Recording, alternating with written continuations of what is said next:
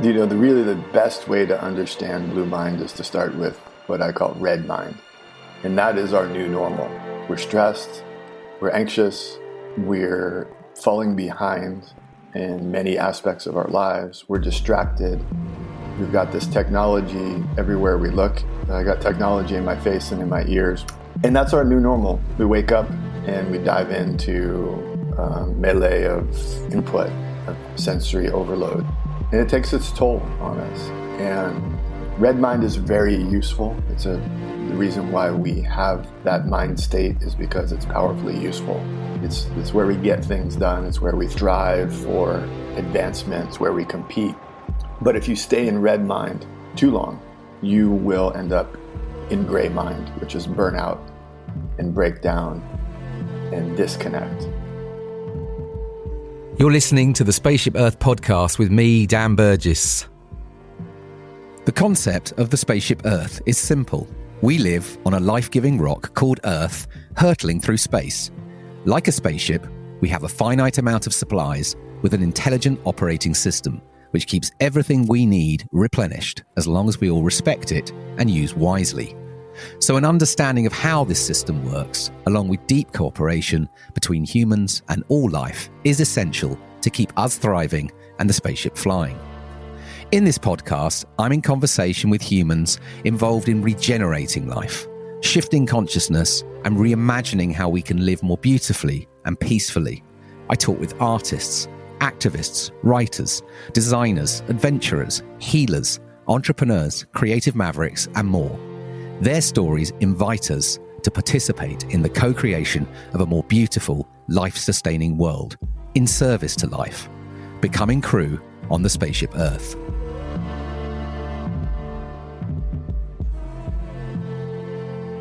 Hello, welcome to the show. This is Dan. Thanks for tuning in. This is episode 44. In this episode, I'm in conversation with Dr. Wallace J. Nichols. Now, Jay is a marine biologist, a water lover, in his words, a turtle nerd, a writer, speaker, and lecturer, and he's the best-selling author of the extraordinary book Blue Mind, which is the surprising science that shows how being near, in, on, or underwater can make you healthier, happier, more connected, and better at what you do. Sounds curious, right? You must read it. It's an extraordinary book. Anyway, Jay has been called a keeper of the sea by GQ magazine, a visionary by Outside magazine, a friend of the sea, the godfather of water by Irish Life, Health, and many, many more. He's on a kind of ever-twisting collaborative mission to create a new story of water and share it with the world. And this story, he says, includes the vast cognitive, emotional, psychological, social, physical, and spiritual benefits that we can all derive from healthy waters and oceans throughout our lives. So it was a real pleasure to connect with Jay for this conversation. I'm going to cut straight to it. This is episode 44 of the Spaceship Earth podcast with Jay Nichols of Blue Mind. Okay, Jay, welcome to the Spaceship Earth podcast. Dan, thank you for having me. It's a pleasure. Yeah, it's great to have you here. Just because we're in this world of lockdowns and God knows what else, it'd be lovely just give some context. Where are you right now? Where do we find you? I'm on the central coast of California, and about a block from the Pacific Ocean, sitting in my dining room, to be specific. So. And how is it? How's your? Well, it's morning for you, isn't it? How's the morning looking? Morning. It's sunny, and the ocean looks terrific. And gonna get in it. Yeah. Amazing. So listen, we met a couple of years ago in San Francisco at was the UN climate conference, and we had the Ocean Hack event. That's right. Which was amazing to get you to come and participate in that whole day with us. And I'd come across, I think, your book Blue Mind maybe a couple of years before then, which has had a huge made a huge impression on me. So interesting. And I want to get into that, that work, your body of work, and that beautiful phrase that I always remember you landing, which is, this idea of water is medicine, which has always stuck for me. And I want to get into that, but I think just, many of my listeners might not be familiar with your work. And I would love just to know a little bit of, before we dive in, literally, just about how you got to that, a little bit of your backstory, I guess, just a bit of context on what got you to this work. Because I think that's really interesting for folks to understand a little bit about that story. So could we start with that? Yeah, it's kind of the classic story of an intertwined personal and professional set of experiences, which is kind of what you hope for in a life and a career, that your personal interests intersect with your professional interests. And that's just maybe a satisfying way to live and work. But I was I am a marine biologist, and I study sea turtles, and I study plastic pollution and climate change and marine protected areas, and all the things that sea turtles kind of intersect with. And always noticed I felt better when my work brought me to the edge of the water, or on the water on a boat, or underwater. And I noticed the same from my colleagues and my peers was true. And upon further reflection, I realized that I think my whole life has been dictated by this basic idea about being near, in, on, or underwater, going all the way back to my childhood. And, as a kid, I was what we would call me now was an introvert. I was kind of quiet and shy. I stuttered. I didn't really care for social experiences much. I didn't like loud noises. So being underwater was my happy place. And I know a lot of people can relate to this. People don't talk to you underwater. The phone doesn't ring underwater. There's no homework. And so that's always been true. I just love being underwater, love being in the water. And I just started thinking, like, what is that all about? What's going on neurologically, psychologically? So I went looking for a book about our brain on water. And I found books about our brain on stress, our brain on happiness, our brain on music, neuroplasticity, neuroeconomics, but nothing out there about our brain on water, that intersection. And I just wanted to read that book, and I couldn't find it. And then I wanted to apply what I found in this hypothetical book to my work for the ocean. And I tried to convince some smart people that they should write it, and then I could read it. And I failed at that. And I ended up pitching it to a guy named Dr. Oliver Sacks, who passed away a few years back. He was a neurologist, a water lover, a brilliant man, a brilliant writer. And I thought, man, if he wrote this book, I would just love to read it, and I would work for him. And I pitched it to him, and he said, "That's a fine idea. You do it." And there was just, I have, the utmost respect for that man. And that was a command, not a suggestion.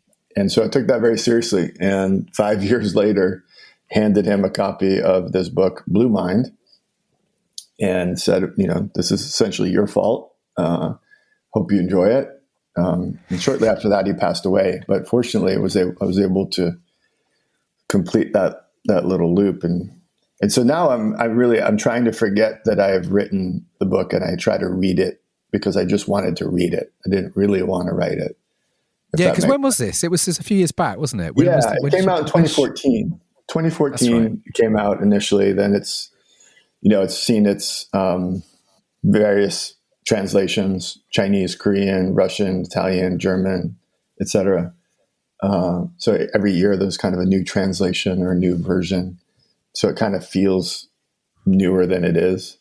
But it's been since 2014. Because there's a phrase on the book, so just for listeners, which is sort of frames the blue mind, the surprising science that shows how being near, in, on, or underwater can make you healthier, happier, more connected, and better at what you do.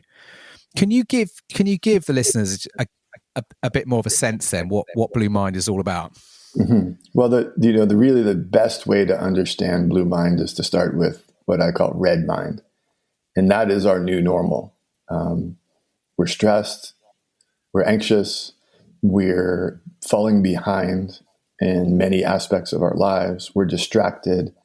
We've got this technology everywhere we look, including our back pocket, most likely. I got technology in my face and in my ears almost, a lot of the time. And that's our new normal. We wake up and we dive into melee of input, of sensory overload. And it takes its toll on us. And red mind is very useful. The reason why we have that mind state is because it's powerfully useful. It's where we get things done. It's where we thrive and strive for advancement. It's where we compete.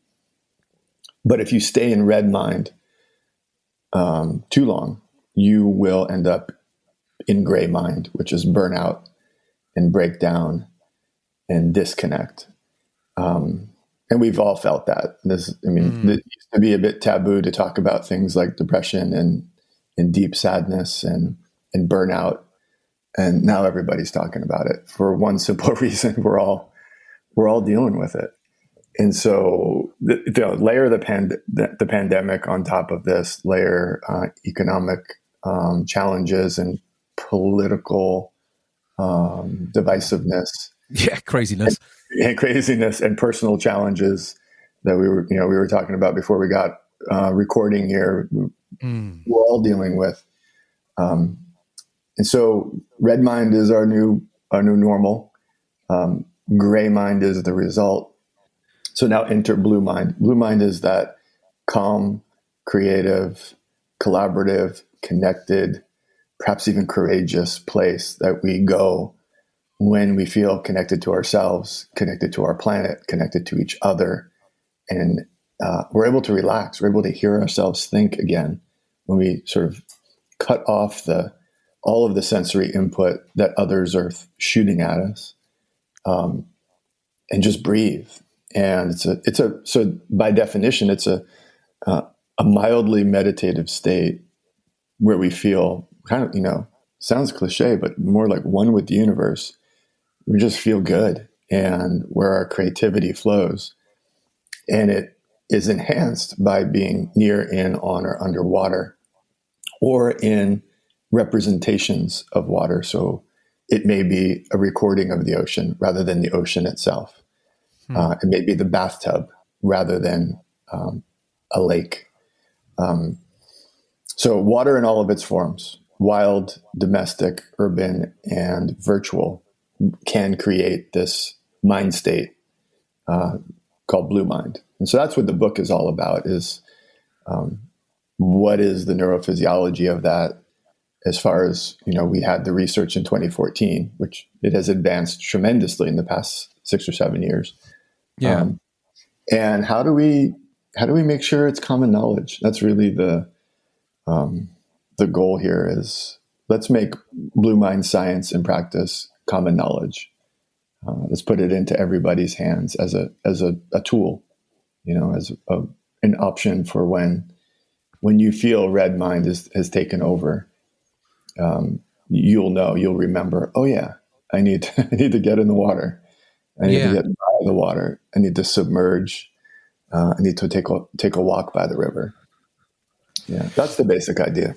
Yeah, and because in the book, obviously you've got,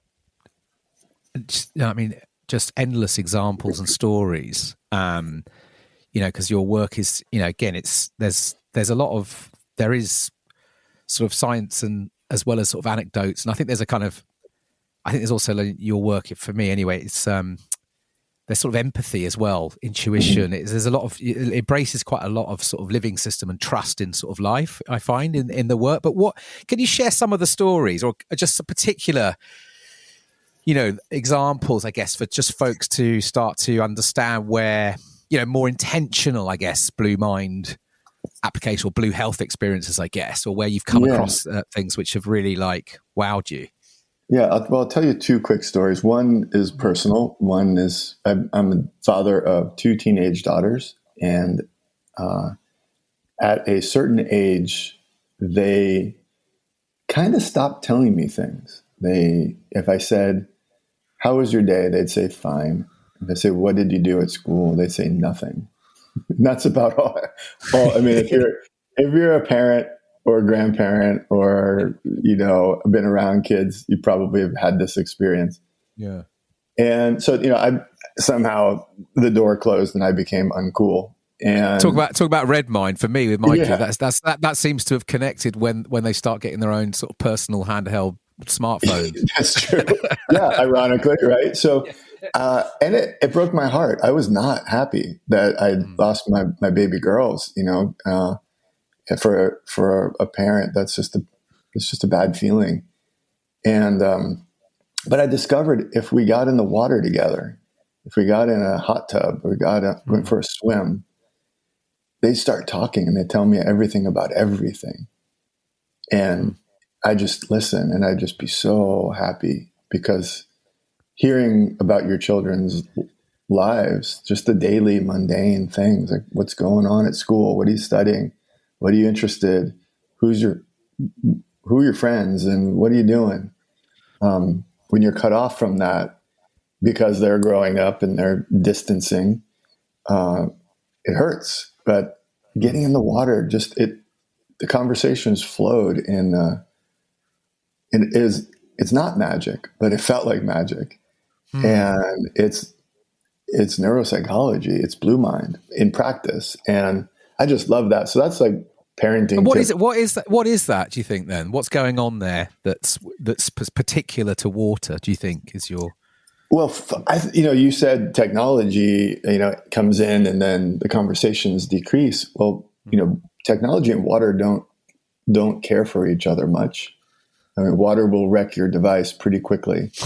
And so there's that. There's just, don't bring your computer or your device into the water. So that's the first part.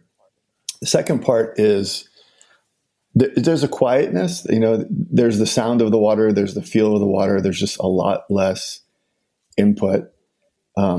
Generally, if you're in this kind of sounds like cliche California, but we had this big cedar hot tub thing, just a soaking tub.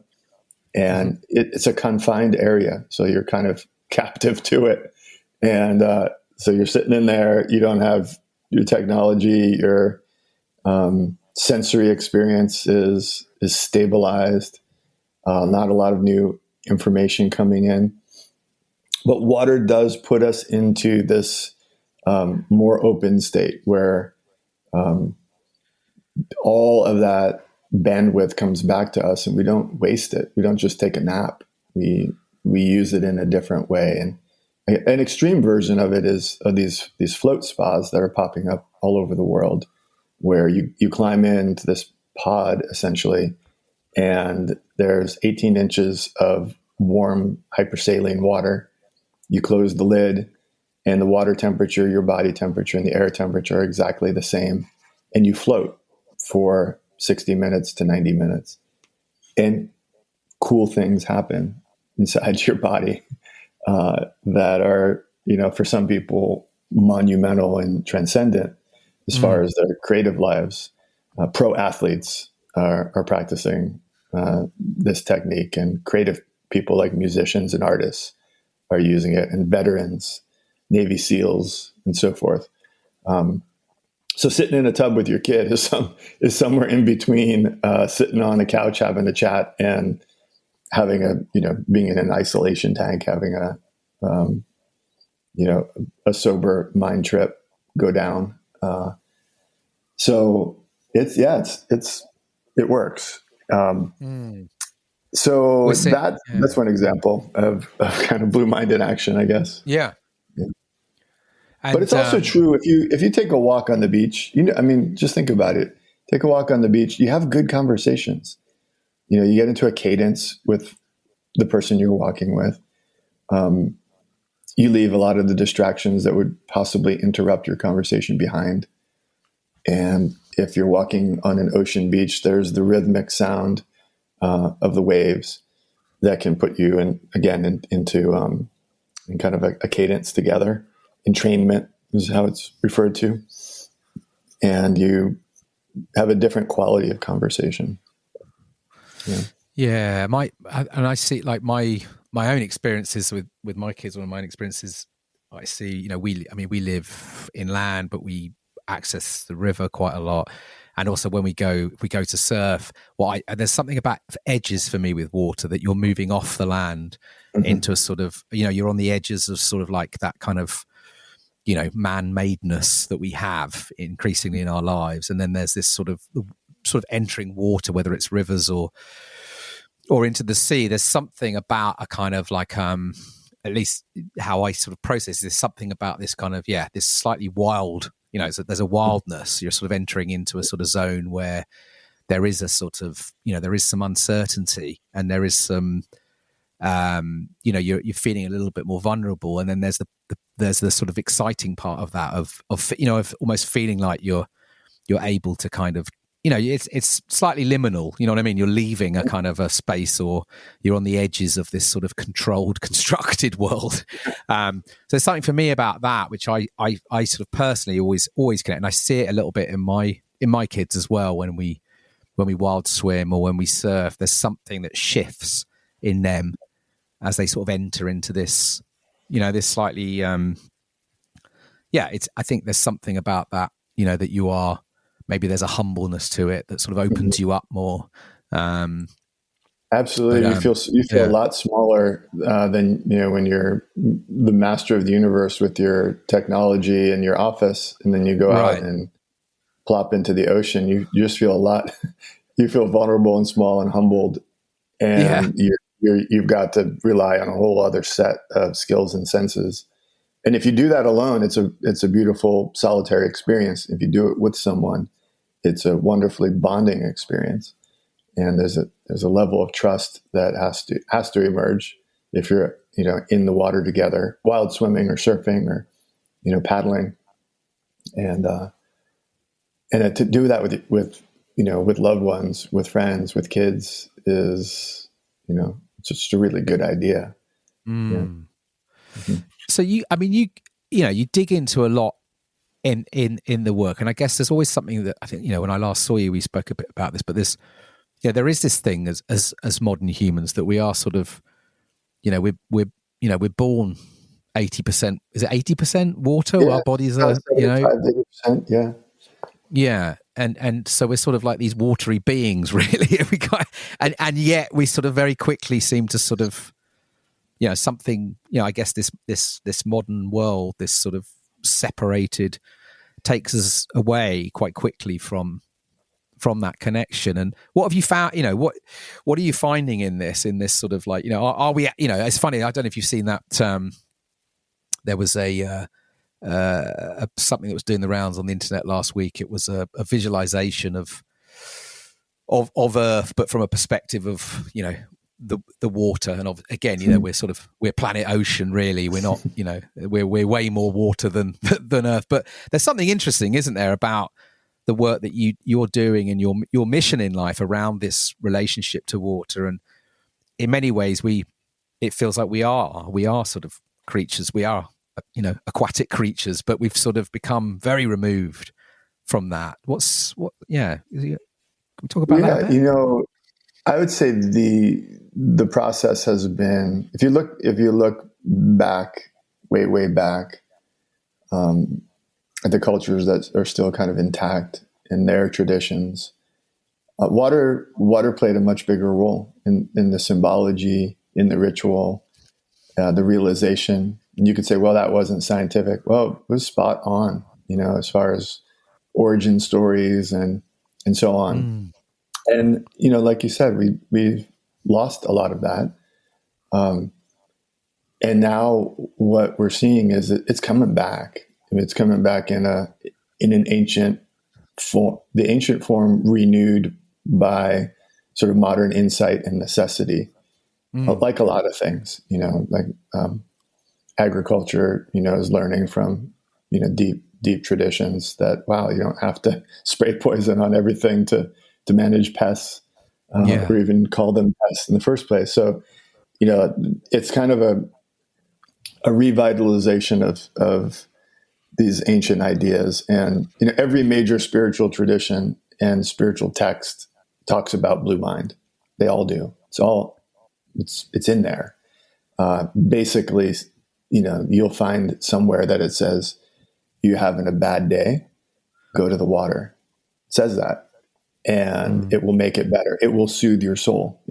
23rd Psalm, written 3,000 years ago by King James, says, when the shit's hitting the fan, get your butt down to the water, saith the Lord. That's what it says. That's my version, my translation. That's what it says. It's that, yea, though I walk through the valley of the shadow of death, that's a bad day. That's like the valley of the shadow of death. We've been there. That's a bad day. And what is the advice? Go to the water, soothe your soul. There it is. Not a new idea, but we departed from it, at least Western society. And we thought, well, other things are better. The built environment, pills, pharmaceuticals, other ways of being disconnected from the water, in a modern way. And what we're learning is that red mind mode, that defines modern life, sleep less, work more, be more productive, schedule everything electronically and squeeze everything out of everything to maximize, even hack yourself so that you can optimize everything. That'll chew you up. And so I think, in the UK, wild swimming has just gotten popular. Yeah, it's gone. And in the during the lockdown, it's during the pandemic, it's become even more. People are sort of, I think, in the last couple of years, just sort of turning to water more and cold water as well. Cold water, and realizing that, wow, this is not a new idea. Really, it isn't. But this is a new application, and we're facing a new set of challenges in terms of emotional and mental health, the health of our communities. Because when people feel this red mind coming on too strong and are tipping in the gray mind, they tend to self-medicate, and they tend to do things that make things worse. So maybe drinking, maybe something harder than that, maybe destructive behaviors. And then it creates more red mind, and that's a negative feedback loop. And it's so important to make it, again, common knowledge. So people say, wow, I'm feeling a little heavy on the red mind. Where's the nearest body of water? Or maybe a friend says, hey, you seem stressed, let's swim. And it's happening. It's still, it's still considered a little odd to swim in cold water in the middle of the winter, breaking through the ice. It's still a little bit of a small club, but it's slowly catching on, for sure. And I think that's the thing. I guess that's the thing, isn't it? Is the more people start to experience and put themselves into water and cold water and whatever they decide to do, then it is that feedback. You're starting to get that kind of feedback that, oh, this is good, this works for me. Because I guess we could talk about trauma for a bit, and again, there's obviously lots of different forms and experiences of trauma. But I think when you go back to your book, you looked at some of the work projects that were looking at, like, servicemen coming out of war zones with PTSD and the application of sort of water and surf and many other sort of experiences that were demonstrating to be really effective in helping people deal with processing of trauma. and it feels like now in 2021, probably pretty much everyone is carrying. I mean, we've probably all been carrying various forms of trauma, but it feels like coming through COVID, there is so much trauma that's sitting inside people, in different ways. And what are you seeing in the Blue Mind work with the app, with this, this relationship to water and how we might explore or approach, working with the traumas that many of us are carrying?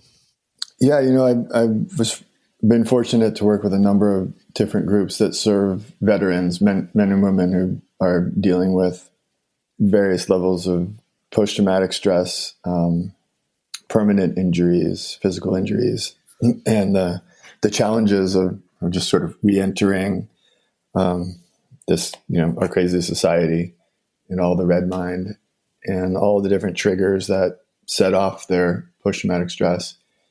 And what we found and what the research will back up now that it's been conducted is that the getting out on the water, surfing, paddling, swimming is one of the best therapies for any. It doesn't have to be war-inflicted trauma. It can be any kind of trauma. First responders, the firefighters, and police, and even journalists who are a kind of first responder.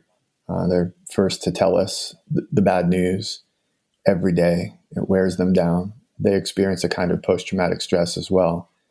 So if you find yourself in that category, Blue Mind is really yeah. It's making me think of I'm sure it's the same in the US, but the frontline health workers who've been at the front line in the hospitals for the last year now. Yeah, absolutely. And, we're hearing there's so much research now on the stress levels and the trauma that these people are carrying through witnessing what they've witnessed and having to deal with what they've had to deal with, and it brings to mind this work.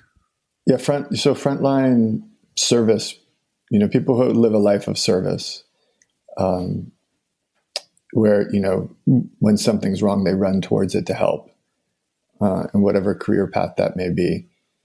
If you choose that kind of life, you will be carrying some trauma experience with you, because that's just by definition. And if you don't have the tools to manage that, you will burn out. I promise. You shouldn't. That's not good. I mean, when our nurses and docs and therapists and first responders are burning out, that's not good. That's not the goal. That's actually really bad. These are highly trained, dedicated individuals who we can't afford to have them burn out as they serve us. So working with those groups has been so rewarding, because it's again, such a simple ancient idea. And a lot of people are hurting big time. And the pharmaceutical approach, while I'm not just dismissing it completely, can certainly be dialed way back and supplemented with other activities. And so, something like surf therapy, one of the reasons it works is because you don't master it in a day. It requires your attention. It requires discipline. It's kind of cool. It's addictive in a good way. There's a camaraderie, before, during, and after surfing. You can hang out and talk about it endlessly. Did you see me? The drill. Surfers love to talk about surfing, and so. You don't get that out of a packet of pills, do you? Let's face it. No, none of that. And the side effects, maybe a little. I don't know. You might, if you get super addicted to surfing, you might lose your job. I'll just put it out there. Let's be fair. But it can put a strain on relationships, but not in a destructive way that opioids, pain meds. And all the other ways people self-medicate or are prescribed. So if, and one of the stories that I want to share is there's a guy, Bobby Lane, who he's a Marine, returned from service overseas. And he was the poster guy for post-traumatic stress. He was just rattled, close range explosions of some IEDs and just shook him up in every way. And he didn't really want to carry on. He didn't want to live. He tried to commit suicide, suicide by cop, they call it. But basically, you create a problem and then the police come and shoot you. And so he tried that. He thought that was the honorable way rather than taking his own life. And they shot him with rubber bullets. It just pissed him off and bummed him out. And he hit the bottom. He was on all kinds of stuff and drank a lot. And when he caught his first wave, he says it took three. He got up on his third wave and stood up. And he thought to himself, I want to live. And then his next thought was, I want to do this more. And then his next thought was, I want to teach people to do this. That was a lot of thought for one wave, but transformative, and he is in fact doing that. And it wasn't like it was a magic silver bullet. It's just a wave, just surfing. But it did that for him. And then he got the first night's sleep he'd had for years that night. And that, never underestimate the power of a good night's sleep to fix what's broken, especially if you haven't slept for years and you haven't had a good night's sleep for years. So, there are these individual stories, and when you bring them together, it's irresistible evidence that suggests that this is real. We would benefit from more of it. Let's make it common knowledge. Some people might be listening saying, well, of course, I've known this my whole life. My parents taught me to love the water and to use it therapeutically and use it socially. And if that's the case, lucky you. Really, you're so lucky. Not everybody has had that experience. And I'm surprised over and over again by the number of people I meet who, if you said, when was the last time you touched a wild body of water? They don't remember, if ever. And that's just kind of heartbreaking, when you talk to people who don't have that set of skills or experiences. And I've met so many people who've never been submerged, never in their life. The only time they've been underwater is in the shower. They don't know, if we're talking about being underwater, they don't know what that feels like. And it's a special feeling to be, to submerge. And so like you started out with this piece here saying, we're born and we're mostly water. Just before that, we all spent 9.21 months underwater. I don't know if you remember. I don't remember it clearly, but you did it. You were floating around in your own private ocean for 9.21 months. It was dark and warm and salty, and it's called Mom. And we all start that way, and we come out, and bright lights, and it's on. People's putting things in front of your face to make you smile, and red mind begins pretty immediately. Yes.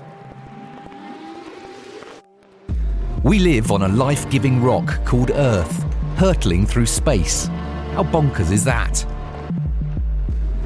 You're listening to the Spaceship Earth podcast.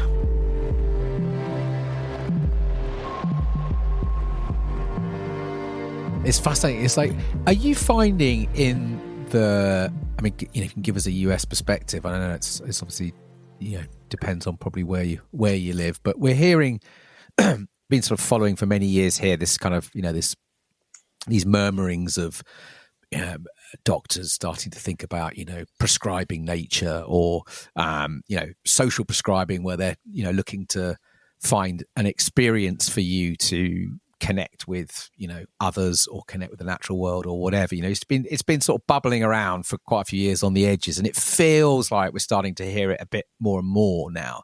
That actually, you know, this, you know, looking to these kind of, as you've touched, these, you know, these very sort of almost sort of ancient practices and things we've probably known forever as a species of the you know, the medicine that's available in the lands and waters around us. But are you know, how's it looking in the US? Is this, you know, are you starting to see, you know, these becoming viable, you know, therapies, or is there still some way to go? I'd say both. I'd say it's generally, I usually say we look to the UK for Really? guidance. That's interesting. Really interesting. Yeah, and because just a different healthcare systems, and the preventative piece is less institutionalized in the US compared to the UK. And so we're struggling, I would say, to figure out how do you get insurance companies to pay for surf therapy? How do you monetize it? What is the dose? And that gets tricky, right? It doesn't fit neatly into a pill, to put it bluntly. And if you can't monetize it, it's just harder to make work in the US system. And in the UK, you tend to have at least more attention on the preventative activities. You know, whether it's, you know, walking the coastal path, or things like surf therapy, social prescribing. Like if you say social prescribing in the US, people don't know what you're talking about. Yeah. At all. It's just not a thing. So that's part of it. But, you know, the backdrop and the thing that gives me some hope and, yes, immediate action is I heard at a conference, a researcher said 90% or so of healthcare decisions are made without talking to a doctor or a therapist. They're made by each of us in our own homes before things get serious. 90%. And so that's my focus. If the institutionalized medicine and the for-profit medicine is having a hard time getting their head around it, okay, they can take their time and figure it out and get it right.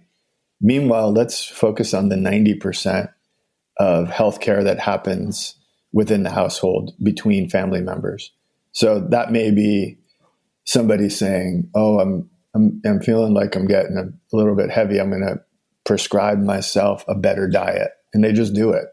Or I'm going to prescribe myself some exercise, or I'm going to prescribe myself some relaxation, or I'm going to take an aspirin if I have a headache, and not need to seek out the time and effort and cost of a physician's counsel. So that's 90% of healthcare is delivered that way. And so if we can slip in there and say, here's a tool for your toolkit for your family, for your business, put this in and let everybody know about it. I think we can reach a lot of people. Well, and we can heal a lot of people. You know, I think there's this concept of lifestyle medicine that is starting to get a little bit more popular and make its way, into the conversation. That is kind of what you're referring to. At least that's what they call it here, in the U.S. is lifestyle medicine, which, it's kind of say, what can we do? What can we do along the way to avoid illness, disease, injury in the first place? And if we do acquire a problem, what can we do in terms of our lifestyle to manage it better and handle it without, invasive surgery or pharmaceuticals with massive side effects. And so I think that's kind of where Blue Mind fits in. But, I'm not a healthcare professional myself or a healthcare researcher per se. So the places where I can work efficiently are just very direct, like straight to parents, straight to school teachers, straight to the people working in conservation to help them put Blue Mind into their story so that we tell a better water story, because the old water story is not working for us very well in terms of solving the problems. I think we've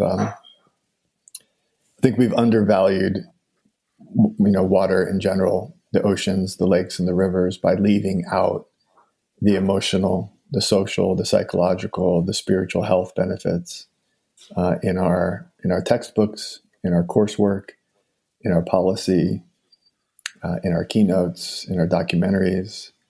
You're probably familiar with the familiar preamble that most ocean communication uses. 71% of the planet is covered with ocean, gives us half the oxygen, billions of jobs, feeds billions of people, dictates climate and weather, high levels of biodiversity. That's a pretty dry, boring, and somewhat irrelevant to most people's story to tell. And if you make the ocean boring, you've done quite a job, because it's not boring. You have this. You have this phrase, don't you? I've seen you when you've talked into rooms, and you have this phrase. Everyone's got a water story. Yep. Yeah. I ask people, even strangers, what's your water? Very open-ended, on purpose question. What's your water? And for some people, they'll say, the Atlantic Ocean, the Colorado River. Some people will refer to a pool, and some people will refer to something more metaphoric. And then they may say, my father's my water. He's been my guide. He's taught me to swim. He's my source of calm. Music is my water. And so it's a very open-ended question, getting at really what is your place that you go to feel Blue Mind. And everybody has a great story. And that's a really good place to begin, is listening to each other's stories about the water that nurtures us and heals us throughout our lives, and then unpacking that and, creating a perceived value by, underlining the importance of the water in your life. If you maybe spent time by the water in a ceremonial way during your life for an important event, maybe a memorial service, maybe it's where your fondest memories were formed. Maybe it's where you exercise. Maybe it's where you go to manage your stress. Maybe it's where you take your kids to have important conversations, and on and on. We have tended to dial all that out of our ocean talking points and our water talking points to the detriment of the efforts to protect and restore the blue parts of the planet. And I think it doesn't make sense to leave it out at all. It's fascinating, because listening to you as well, it's making me also think of, which feels like it's maybe, it's connected, is that, and again, I can only really speak here for the UK, but, I have a picture on the wall right in front of me in my studio of, it's the UK, and it's a map of every bit of water. So it's kind of like the whole island is covered in rivers and streams. Like it's like a series of, it's like veins that go everywhere that are blue, but yet many of them have been concreted over, or built on, or do you know what I mean? They're sort of hidden, but they're there. Yeah. And I wonder as well, part of what you're speaking to is the way that we have, inverted commas, developed our world, that we've sort of, there's the sort of digital distraction where we don't see, but there's also this kind of, in many ways it feels like water has been hidden almost through, our progress story. And I wonder how much that visibility also, because particularly if you don't live by the ocean, or you don't live by a river or whatever, you get a sense that maybe that water isn't around you, but actually it's everywhere, right? It's just, I think that's your point, that map. And if you had a similar map of the world, you'd find that most people live remarkably close to some water that they could enjoy more than they do. The vast majority of humans live near some body of water they could enjoy. Now, if it's covered over or massively polluted, well, then it's a lot harder to enjoy. Of course, access is part of this conversation. If you don't have access, even though it might be in your backyard, then the whole conversation goes out the window. So access is an important point. And there's access can be limited by privatization or construction barriers, physical barriers. Can be limited by pollution. So you might have an open gate, but you get there and it's disgusting. You don't stay because there's plastic everywhere, or there's oil in the water, or worse. And then it can be limited. Access can be limited by perception. You may just take yourself out of the activity even before you have a chance by saying, I don't know how to swim. I'm afraid of water, or my family doesn't do that. There's a perceptual barrier. But the reality is that the majority of people do have the potential to practice Blue Mind more than they do, wherever they are. This isn't just a vacation, holiday kind of conversation. This isn't an everyday, wild, domestic, urban, and virtual water practice. There's there's water everywhere, and sometimes it even falls from the sky, and that can be enjoyable if you let it be enjoyable. Sometimes it's in the form of ice and snow as well. So it's Let's I just wanted to, if we can, explore a little bit this relationship between planetary health, the health of our planet, and human health. What is this relationship? And particularly, I guess, now 2021, everything that's coming at us with all these kind of intersectional crises, from climate and ecological collapse, if you like, or breakdown, to this post-COVID maybe, or at least this kind of post-pandemic. We're seeing a lot of human health issues. We're also seeing an enormous amount of kind of planetary health warning signs coming everywhere. What does that, I guess, because I guess, what's your sense on this relationship? Or do you see there is a real relationship between these things?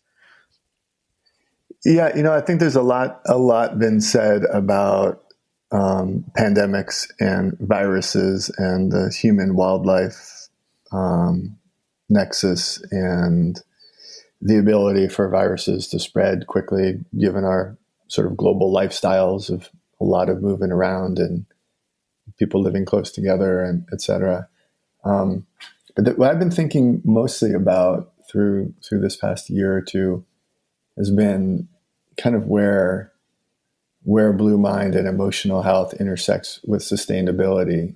And my conclusion, it's a simple idea, is that emotional well-being is the foundation of sustainability. That's the idea right there. It's really simple. Right. Can we unpack it a bit? Yeah, we will never achieve anything approximating sustainability. And that, of course, that if you drill down into that word, it's problematic, but let's just use it for now. We'll never have a healthy planet if we're not healthy emotionally. So your organization will not be a creative problem-solving organization that gets things done successfully if it is emotionally unwell as an organization. Same with your household. Same with yourself. Same with your community. Same with your country. So we've all been through some version of all of that. Divisiveness and conflict and anger and poor communication and hatred and unhealth, emotional unhealth. And even before the pandemic, that happened. So, that's kind of been the horse I've been riding lately is, we need to at least connect in, emotional health with ecological health and economic health as, one of the legs of the stool for sustainability. And we tend to focus on ecological and economic matters, whether it's at the UN level or a local NGO. Those tend to be the two things that are in education. But the basis of it all, the foundation of it all is our emotional health. And, if you just look at creativity alone in a red mind mode, you're not creative. You're in a fight or flight response. You might be a little bit productive. You could be very destructive. You might be able to sprint away from things fast. You might be able to yell loud when you're in red mind mode. You might be able to hit hard, but that's not sustainable. So if we're always in a panic crisis stance in that red mind mode, we're just going to all burn out. And that's not emotionally healthy. So you need to be able to toggle back between red mind, which is useful, right? Sometimes it's time to fight. And sometimes it's time to yell. We just went through this very weird sort of election, another weird election. And I just kept saying to myself, when will people stop yelling? It's like everybody's yelling. Even the men and women I voted for, they're yelling. Everybody's yelling. Why is everybody yelling? Especially when they have a microphone right in front of themselves. I'm not going to yell into the microphone. And, you have a microphone and a big PA system. You don't need to yell. That's kind of the point. But everybody's yelling into the microphone at each other or past each other. So we need to get beyond just the yelling and screaming, red mind, hard hitting, fight or flight mode and shift down into the creative, collaborative, courageous, blue mind state. And I think, and that's where sustainability comes from. That's where the big ideas come from. That's where the beautiful ideas, the tasty ideas, the fun ideas that work, that heal and restore and make us happy.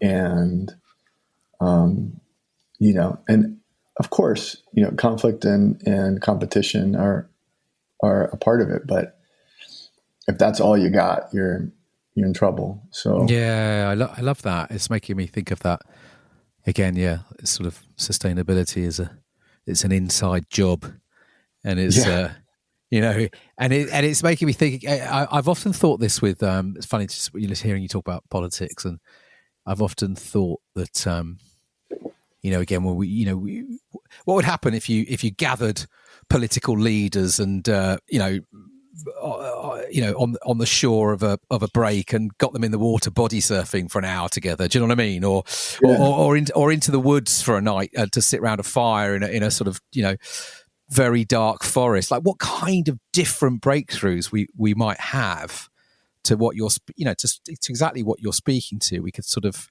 let go of the shouting and sort of connect with something. Yeah, I had before our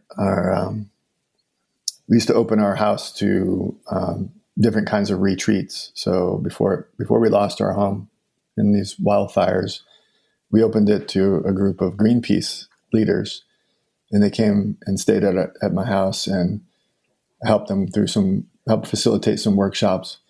And they were from all over the world, and they were very much in a red mind mode, working on plastic pollution. And I said, let's go.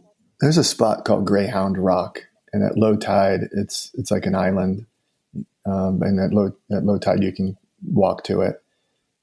Let's go. And we all went out there, and we went up on the rock, and you go way out on the edge of the rock, and you feel like you're on the bow of a ship looking out over the North Pacific Ocean. And it was the best moment. And everybody in that group just said, wow, I needed this. So here's a group of people working on ocean issues, and just going and looking at the ocean for a half an hour was medicine, And then we went back to the house, and they worked and came up with some new ideas and got their stuff done. But I just remember how surprised I was. This group of ocean activists needed to go see the ocean and be reminded of it, that this is what you're actually working for, is this giant body of water that covers the planet, and how far from that they actually were, and how useful it was just to go without laptops. We didn't go out there to work. We just went out there to be, and then went back and, had food and tea and stuff and a roof and a fireplace and got work done. But it was exactly, there wasn't heads of state, but it's exactly what you're describing in practice. And it works. It's that shift. And the problem is that kind of earnestness and that kind of thinking in a cynical world is looked down upon and diminished. And I think we need more earnest people, not fewer. And we don't need more snark. We don't need more cynicism. I think we need more earnestness among those, working to fix what's broken. Yeah. And 100%. If you're an earnest person, and you're wearing your heart on your sleeve, you're going to take some hits. So you need to take care of yourself. And if maybe water is part of that self-care regime, it should be. So there's going to be folks listening to this who are like going, yeah, this is great, but you guys, you're out in you live out by the ocean. you live. Well, I'm stuck here in a city, living in a block, and like, what have you got any? What can we share any wisdom with those that, who are curious about developing their blue mind, if you like, but how could what are some ways for people to start moving into this if they're curious, but like you say, may not have they might not believe that they can activate blue mind because of their context, if you like. Yeah, I've counseled a number of people who had said exactly that. And we just got on the phone, and I said, okay, really pull out a piece of paper and something to write with, and let's do this. So make a list. If I said you need to get in the water within an hour right now, where would you go? How would you do that? Just write it down. Tell me 3 places you could go. If I said you need to be wet, you need to be water up to your neck within 1 hour from this moment, where would you go? Make that list. And then if I said you need to be, in the water in a place that you enjoy within 12 hours, where would you go? How would you get there? What's the name of that water? Okay, well, those are 2 lists right there. Obviously the further travel can be limited during a pandemic. It can be limited financially, logistically, time off from work, etc. But within an hour, where's that? Is there a public pool? Is there a float spa? Is there a lake, a river, a creek, an ocean that you could get to within an hour? And if the answer is no, well, what about an hour and a half? No, well, yeah. I mean, I think that's doable. I think it's an Yeah, it's doable. And if you look at it's an interesting exercise. Yeah.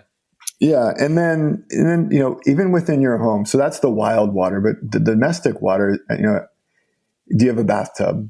Do you use it well? Is it set up to be enjoyable, or is it storing? Is it like a storage container? Is it clean? Clean your bathtub. Set it up to actually take a bath in it. Get a candle. Dump some salt in it. Lock the door. And play some ocean sounds. I promise you'll feel pretty good if you do that. You're probably already feeling good thinking about it. So that's the domestic water. Take a hot shower and really feel the water on the back of your neck the next time you do that, and really enjoy it. And then there's around your town, maybe there's a fountain or an urban waterfront that you can go just sit and do nothing. Listen to the water and just sit and do nothing. And then, of course, I mentioned the virtual water. So the art, the poetry, the music that depicts the water you love. Maybe there's a musician that has a song about the ocean that takes you to that place, or a piece of artwork that you already have in your home. Move it to a different wall, because it kind of reactivates the art. If you put it in a different place, your brain isn't used to it. You'll see it again through new eyes. So move your art around. Maybe a small little desktop fountain, or one of those sound apps that plays the rain or the creek or the ocean. In the UK, probably not the rain. You can just listen for that. But yeah, we got plenty of that around. Don't need an app, but maybe the sound of a river or waves on the beach. Put that on instead of the news. Sorry, BBC, you might lose a few listeners for a few hours, but just play the sound of nature. I think the news is generally creating red mind at the moment. Yeah, take a news break and listen. No, that's an easy one. Take a news break and listen to the sound of water for an hour. If you're habitually listening to the news on the radio, turn it off and just turn on the sound of water for an hour and see how that works for you. Are you more productive? Are you more focused? Do you feel a little more relaxed? So those are, there are answers for everyone. Yeah, no, that's great. That's great. Thank you. So, thank you for this. We could go on, but I know we probably shouldn't. But just tell, it's 2021. I mean, what's good ways for people to engage with your work, and is there anything coming up you want to share, or just how's it best for people to dive in, so to speak? It's easy to find content. We've created a lot of it. If you just do a search for the term Blue Mind, apologies in advance. If you're interested, you get caught up in a lot of stuff. So if you're interested, dive into the work that exists and share it. Put it to use in your life and then share it. There's no, everything's set up. You don't need to ask permission to share our work. Just do it. Somebody that needs it. It may be yourself. It may be a colleague, maybe a family member.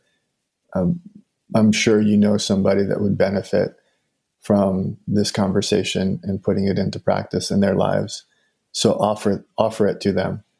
That's really it. That's the whole thing right there. We're always doing things to kind of keep the conversation going. We're in the midst of an online book club right now that we do every year, where we read Blue Mind together every night for about a half an hour on Facebook Live and Vimeo. And then in the summertime, from May till September, we do something called the 100 Days of Blue Mind Challenge, which is basically a way to get people to try to experience Blue Mind in some way every day for 100 days to build new patterns and habits. And if that sounds interesting, join us. It's a very, very low pressure, low commitment kind of thing. Yeah, really, it's all about you figuring out how this ancient idea backed by modern science, can make your life a little better, and then do it. That's kind of the whole thing right there. Love it. Thank you, Jay. Thank you. So I'll drop all the links to your work in the show notes, and I'm sure people will follow them up. So just closing up the conversation, I always like to explore this little question at the end, thinking about the spaceship Earth, this idea of becoming crew on the spaceship Earth. What does that mean to you right now in 2021? Yeah, we've shared, just as a way of instigating conversation, we've shared millions of blue marbles with people. They're just recycled glass, azure blue marbles. And when you hold them at arm's length, they remind us what we look like from a million miles away. We sort of did the math. And as you move away from Earth, you see it as a blue sphere because of the water. And it's a small one. And our spaceship Earth is a small, watery one. And it's precious and it's beautiful. And we're so lucky. And I think this pandemic has reminded a lot of people of that, how connected we are, and how interdependent we are. That we really do need each other for everything. And that perspective, that backing off a million miles and looking back at our home, it's mostly astronauts who get to do that. So if you get a blue marble, it's a proxy for being an astronaut, I suppose. But it's a humbling perspective, and everyone who has seen spaceship Earth from a distance comes back utterly transformed from that view. And I think that's something maybe people can keep in mind, that we really are that little blue marble in space, and the water is so important. Love that. That's my reflection. Yeah. I love that. It's beautiful. Thank you. Thank you, Jay, for all you do and for sharing this time to have this conversation. Likewise. Thank you for everything you do and for inviting me for this conversation. Yeah, great. And I'm hoping that this year we'll see a surge in Blue Mind, because you're bang on. There's just too much red going on. It's got to stop. It's got to stop. It's got to stop. It's got to stop. Yeah. But thank you. So there you go. That was Dr. Jay Nichols and Blue Mind. I hope you enjoyed that conversation. We actually caught up really briefly, Jay and I, just before we pressed record on that. And we haven't talked really for a couple of years, and realised in the minute or so that we were chatting that we'd both been through quite some trauma at the end of 2020. Me with my daughter Olive's stroke, and Jay, as he briefly mentioned, had lost his home in a Californian wildfire on the back of climate change. And we'd sort of thought, well, for one second thought maybe that's what we should have explored. So I actually reached out to Jay, and we've agreed to do another episode in the not too distant future where he will share the story of that wildfire and losing his home, and we'll explore together unexpected trauma and loss and losing what we love, and the role that the more than human world plays in helping us process trauma, blue and green, water and land. So look forward to that forthcoming episode. But anyway, do check out Jay's work. Totally recommend reading Blue Mind. It's an extraordinary read. So search that one out. And maybe check out some water close to you, as Jay suggested. The ocean, a river, a stream, a pond, a pool. get in it or buy it or on it, and maybe try doing that regularly for a month and see how you feel.